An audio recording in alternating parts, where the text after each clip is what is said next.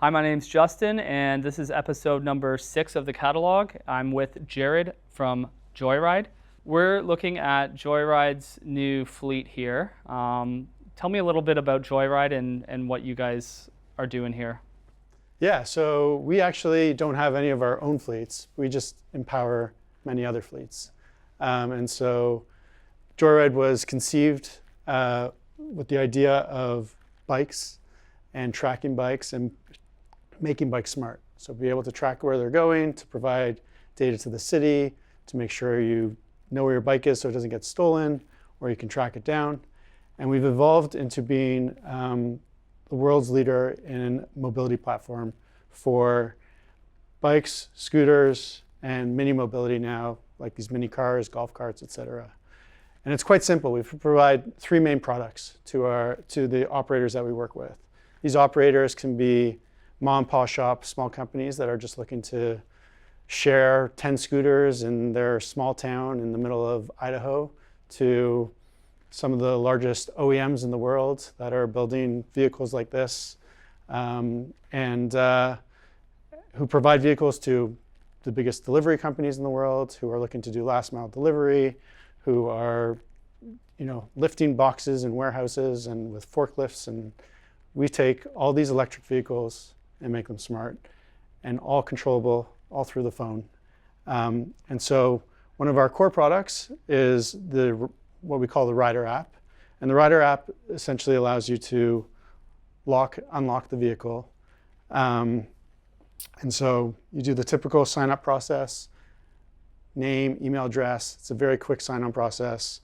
If you're doing it for payment, i.e., someone's trying to make $10 per ride, you enter in your credit card, and it's an easy process to click, start, unlock, and go. So I'll unlock this one, this bike here. So I go to whatever the brand is. So this is all in your own branding. So you want to brand it with Justin's Scoots. Yeah, J Scoots Unlimited. Yeah, so anyone can basically, if there's a use for micromobility, you guys are enabling them to get that going and do turnkey app setup, connect in with the hardware, and manage that on their own, right? Cool. So I pull up a map, kind of like you would see on a Uber type thing. Yeah. And you see the vehicle on the map. You also see it in front of you. You can scan the QR code, and you hit ride. And this vehicle makes a funny sound to unlock. Now you know it's unlocked.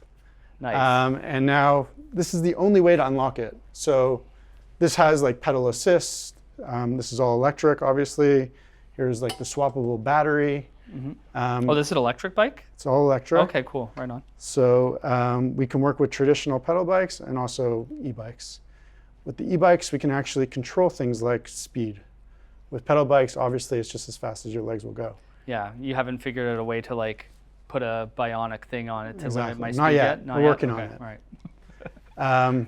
And so this bike is all ready to go. We'll tell you your speed here, and it'll track you in the app. And so Justin's management team wants to track where this bike is going, and he sees some crazy guy riding off in Toronto outside the service zone. This thing will shut down on him. So it's all geofence. Yeah, you can geofence everything? So you can geofence everything. Nice. You can also work with third parties and do promotions with Starbucks or local coffee shops in the app. Just be like, hey, come to our coffee shop or end your ride here and get $1 off your next drink or whatever it may be. Oh, cool. So you can do that all within the app. Nice. And so you go on your ride, you want to end it, it's done. You just quickly, let's just say you want to stop for groceries, okay? Mm-hmm. You have a little basket here. We also work with cargo bikes. Some have a big cargo space in the back. And you want to just pause it, meaning no one else can see it on the map now. So no one else can rent it while you're going into the grocery store. Mm-hmm. So it's off the map. You do your groceries, you come back out here, you throw them in here, and then you resume your ride through the app. Now it's unlocked again. Then you get home, you get to a parking area, and you can set it so that's the only place you can end your ride or not, whatever the operator wants to do. because a big concern is for cities to reduce clutter. They don't want bikes all over the place or scooters all over the place.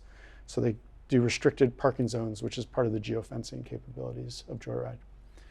And then you end your ride and you walk away, and that's it. So this thing's now locked, and you go about your day.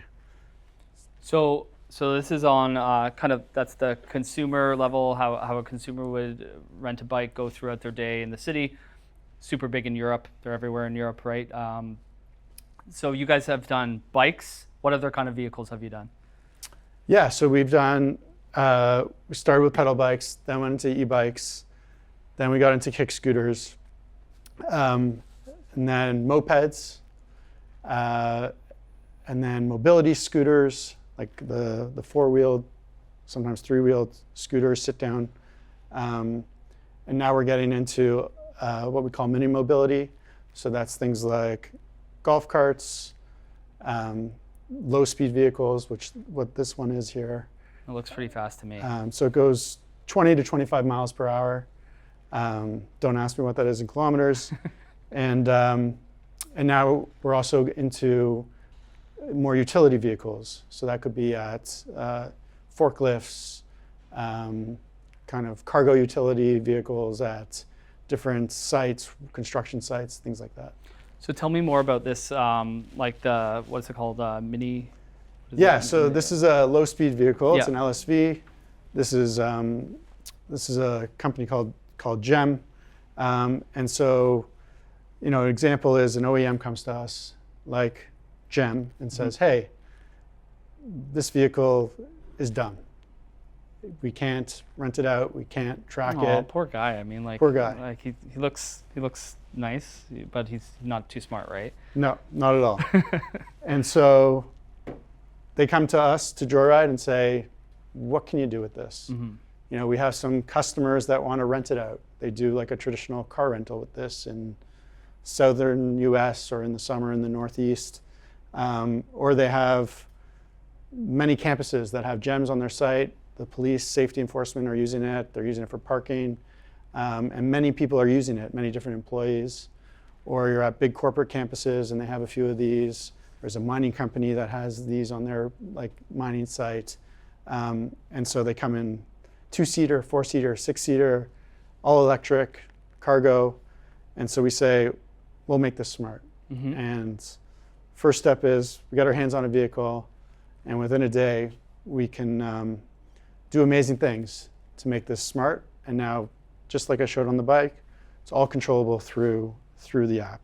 So it's the only way to turn it on. If you went in there now, we actually, I think, removed the key cylinder from this. So there's no more key. So lost keys, that doesn't happen anymore. If you're at like a warehouse or sharing it across employees, it's all through authentication through the app. You can do driver's license if you want to do it more like a car rental. You can do paperless through signing a rental agreement, all through the phone, all through the Rider app. And so the possibilities are really endless. And so on this app, we will walk up to the vehicle, scan the QR code, agree to a bunch of terms and conditions, like I'm wearing a helmet if I was on another vehicle, or I'm going to do my seatbelt, and I hit unlock.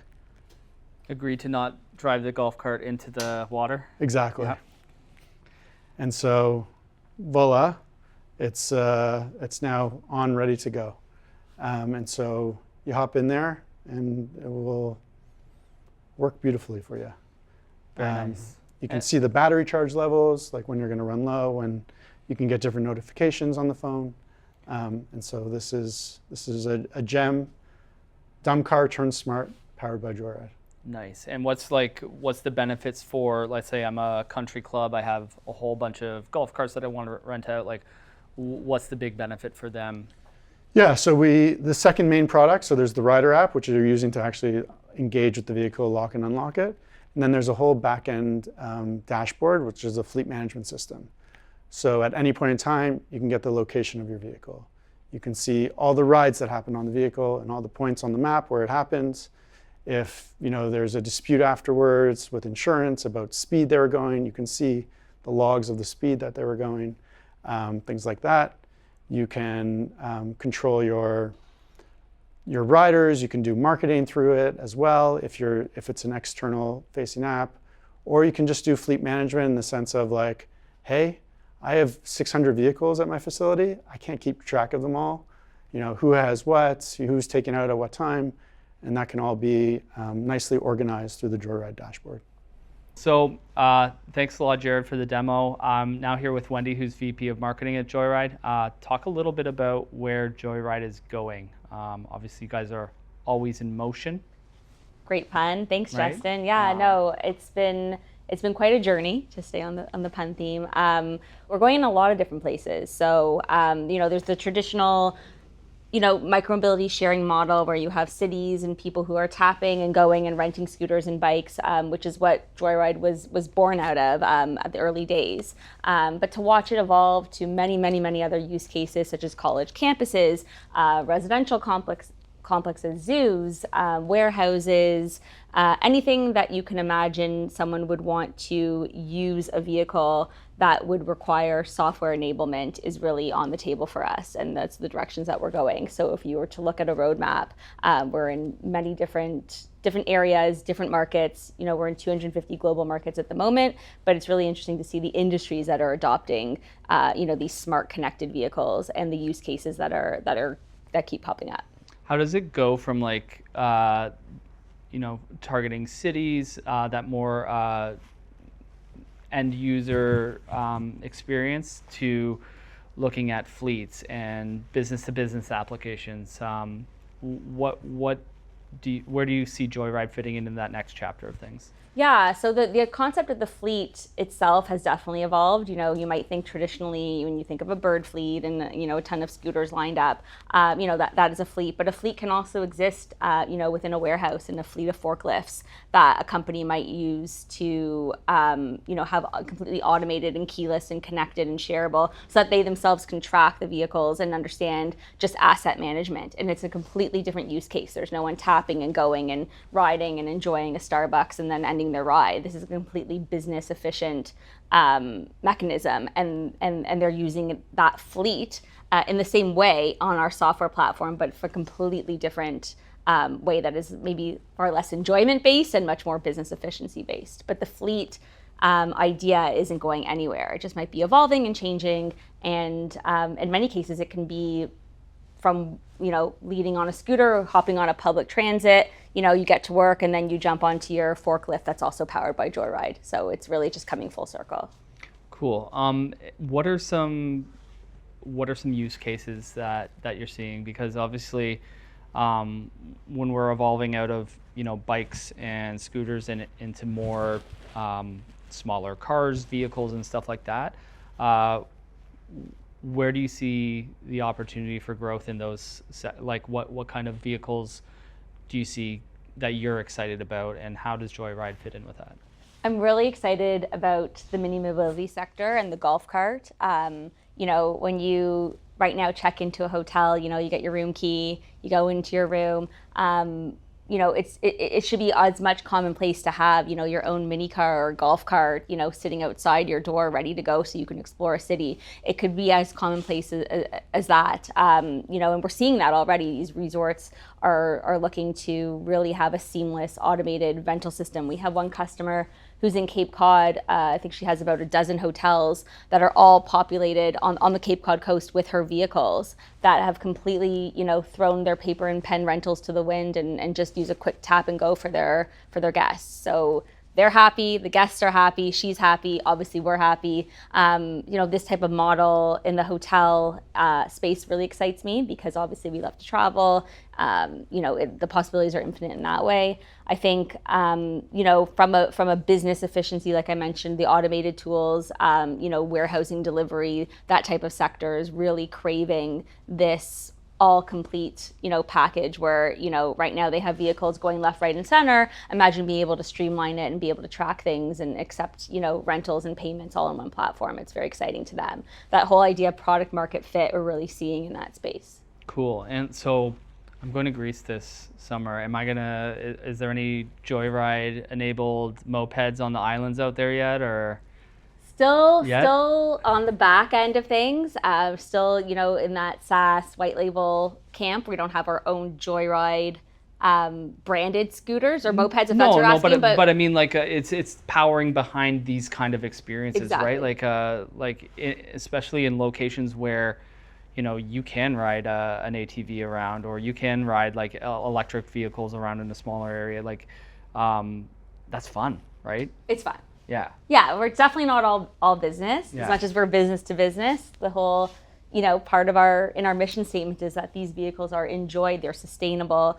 They are for enjoyment as much as they are for efficiency. So, you can be helping to offset greenhouse gases while also just having fun being on an electric scooter and, riding one of these down, in a beach town. A number of these gems don't even have doors on them. This one model does. We're here in Toronto. But, if you're down in Cancun and you want to hop on a gem, it's fun. And that's like such a interesting offering for a resort too, right? Like you're giving access to these vehicles for your guests, right? And how does that like change their offering? Are they coming to you and saying like, this is a bonus offer that we're able to do through the resort? For sure. It's definitely an amenity and add-on.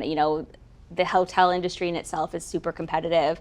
Imagine being able to offer your guests, seamless rentals, especially, when taxis and Ubers and whatnot are all becoming increasingly expensive. If you have a day pass or, a week pass, you check in for 2 weeks to a hotel and you have a 2-week pass on their app, it suddenly becomes a really, desirable add-on that just gives your leg up in the marketplace. And with our software, obviously we're always adapting to what the market needs. We have long-term subscriptions. So, someone like a delivery driver can, be renting a scooter or a bike on us for, 3 months at a time if they wanted to. Similarly with a hotel guest, they check in, they get it for 2 weeks, they can have unlimited access. And then the hotel would obviously benefit from not even to have to employ someone at the front desk to monitor it. It's all done completely tech-wise.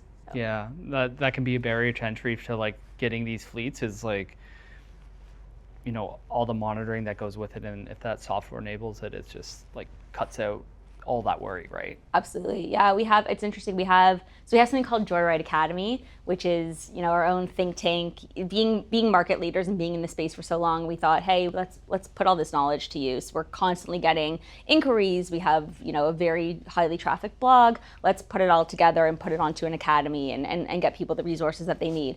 And one of our most popular courses, because we call them courses on the academy, is actually a private sharing course all about how to enable these fleets or shared, systems at hotels and campuses. The second that we launched it got gobbled up, and people have been, we've been seeing a ton of inbounds coming in of a marketing perspective from that, but also just people who are really obviously interested in this space and then are taking these tools and actually launching them. Cool. So obviously fresh investment, new road ahead. Where do you see Joyride going in the next couple years? Yeah, I see a ton of these different use cases, still being powered by Joyride. I don't see us, honing in on one certain area just yet. I think that, we're filling demand in all these different spaces. I think we're going to see even more OEMs coming on board with us. There's lots that we can't say at the moment, but we have, some of the biggest names in the world who are, using our software, and I think that's going to proliferate even more so. So I think that, you'll be hearing a lot more from us, is all I'll say. Awesome. And seeing you guys, seeing more people using, the more software to enable these services, the more people are going to start shifting to using different types of mobility, right? Well, that's the thing. You use your phone for every single aspect of your life. You're ordering dinner, you're, checking your bank account, you're doing everything from your phones. The mobility space, I think, needs to catch up a bit and really get on board with how much the phone can power, turning on a mini car and hopping on or renting things. A lot of these bigger companies want to adopt this, but they don't know where to start. And so suddenly we come in the door, we say, here's the phone, we're going to set you up, we're going to get you automated. So it really becomes, an easy self to them. And I think, like you said, like the idea of having the phone power all of it is really where we've always been and where we're going. Awesome. Well, thank you so much, Wendy. Thank you.